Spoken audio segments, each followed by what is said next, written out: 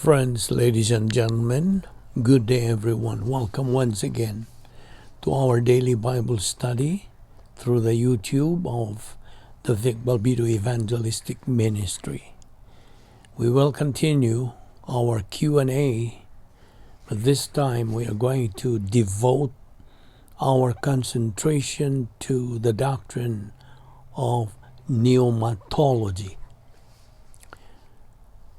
The first question today is this: is the Holy Spirit a real person? Answer: yes. The Holy Spirit is a real person in the same sense that God the Father and God the Son are persons. 2 Corinthians 13:14, 1 Peter 1:2. The Holy Spirit is the third member of the Trinity, and one in essence with the other two. 2 Corinthians 3:17. Numerous scriptures ascribe to him all the attributes of deity. The Holy Spirit is not merely a divine attribute of God. No attribute would be spoken of by the personal pronouns he, him, and his.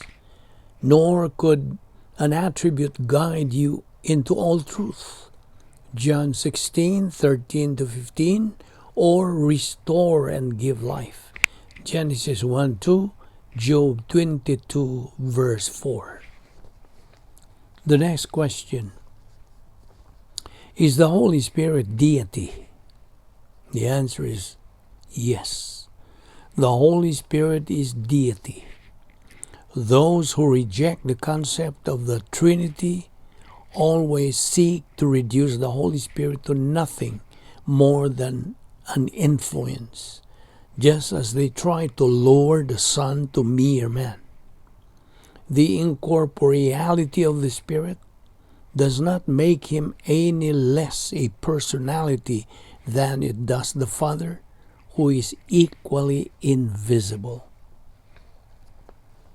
The next question: what is the present ministry of the Holy Spirit to the unbeliever? The answer: the present ministry of the Holy Spirit that makes the non-meritorious faith of an unbeliever effective for eternal salvation is called efficacious grace. Without this work of the Holy Spirit in converting the unbeliever, volition alone could never result in eternal life.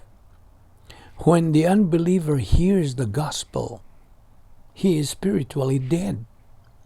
When he believes in Jesus Christ, he exhibits the faith of a spiritually dead person. How can a dead man bring himself to life? What good is the faith of a spiritually dead person? The unbeliever is totally helpless to attain eternal salvation in his spiritually dead state. God the Holy Spirit, in his matchless grace, comes to the rescue of the positive unbeliever. First, he makes the gospel perspicuous. Then he makes faith in Christ effectual by providing the divine power to produce the intended result and purpose, which is salvation. Ephesians 2:8.